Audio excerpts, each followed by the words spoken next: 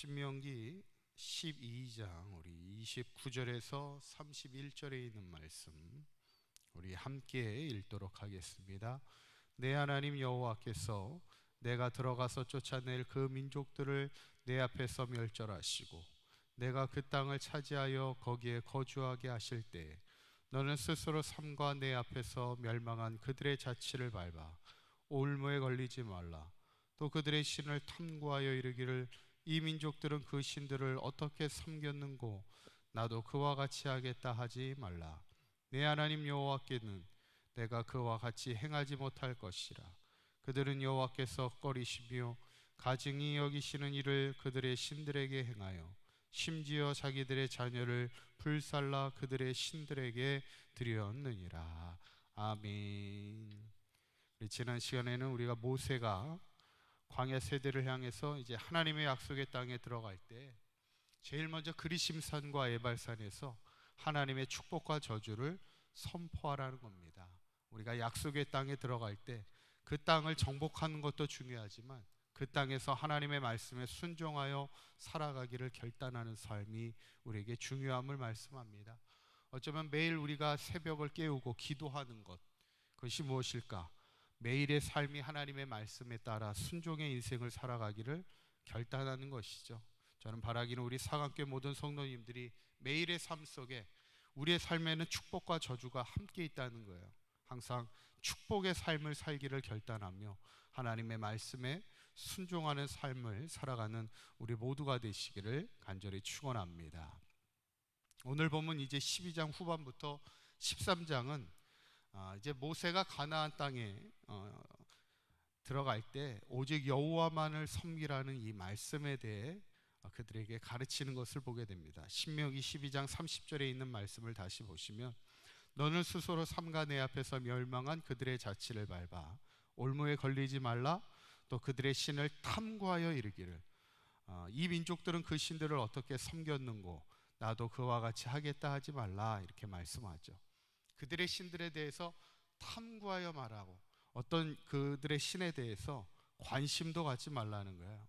그리고 이 탐구한다는 말은 그 신들을 따른다라는 거예요. 쫓는다는 겁니다. 예배한다는 의미를 가지고 있어요. 그래서 절대로 그 지역의 신들을 관심을 갖거나 따르거나 예배해서는 안 된다는 거예요. 우리나라도 마찬가지지만요, 이렇게 지역에 가면은 그 지역을 섬기는 수호신 같은 그런 신들이 있습니다. 이게 수호신 사상이라는 게 있는데 그 당시 가나안 땅에도 그 지역마다 그들이 섬기는 신들이 있었다는 거예요.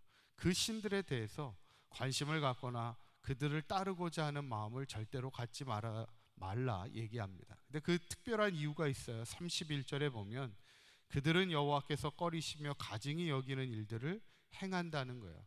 그래서 어떤 일까지 행하냐면 자기들의 자녀를 불사르며 인신제사를 드리는, 소위 인신제사를 드리는 일들까지도 벌였다는 거예요. 그래서 역사적으로 보면 가나안 땅에 이 인신제사를 드렸던 신들이 특히 몰렉이라는 신이 있었습니다. 그래서 몰렉 앞에서 그들이 제사를 드릴 때 자녀를 불살라 드리는 경우가 있었다는 거예요.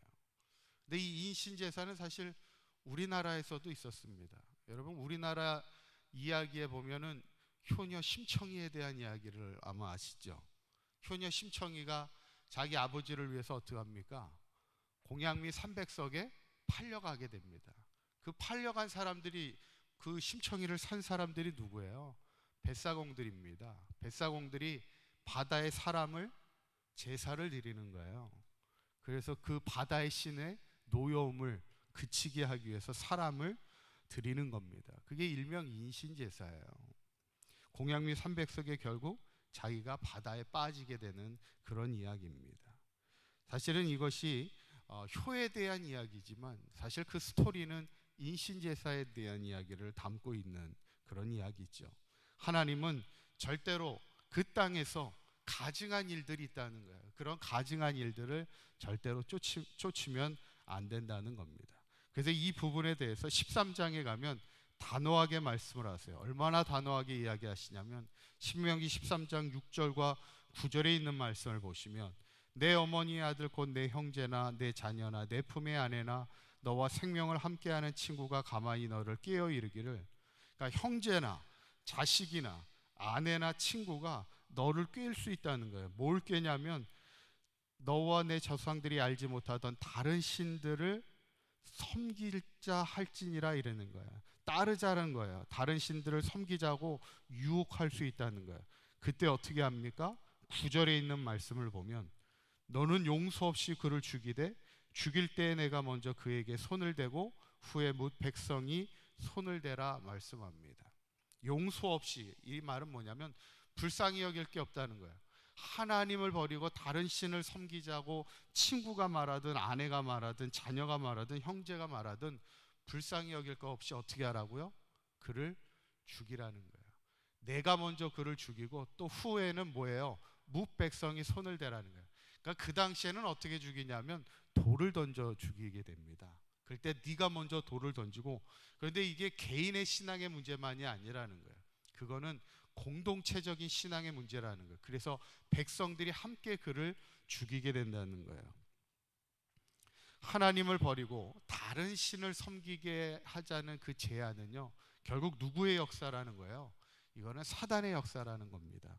그래서 이거는 개인의 신앙의 문제를 넘어서 공동체에서도 단호하게 치리하라는 겁니다.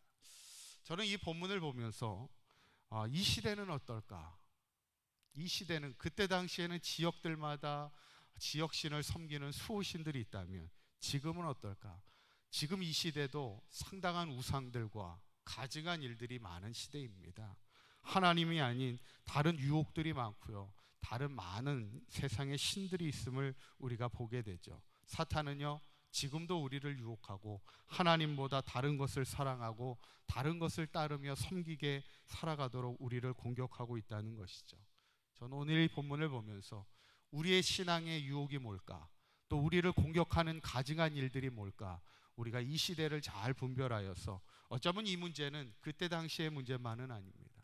바로 이 시대, 우리가 하나님의 유혹을, 하나님의 신앙에서 떨어지게 하는 유혹들을 우리가 잘 분별하여서 절대로 다른 신을 섬기지 않고 오직 하나님만을 섬기며 믿음의 땅에서 하나님의 백성으로 늘 승리하며 살아가는 우리 상한교회 모든 성도님들이 되시기를 주님의 이름으로 간절히 축원합니다. 기도하시겠습니다. 고맙고 감사하신 하나님, 오늘도 이 새벽을 깨우며 기도하게 하신 하나님, 이 시대에도 많은 세상의 유혹과 핍박이 있습니다. 우리를 유혹하여 다른 신을 섬기게 하는 세상에 많은 가증한 일들이 있습니다.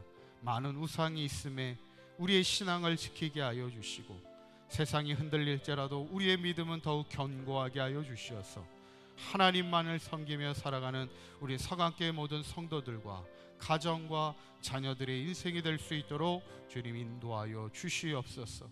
오늘 하루도 주님과 동행하는 복된 하루가 되게 하여 주실 줄 믿사오며 우리 주 예수 그리스도의 이름으로 기도하옵나이다. 아멘.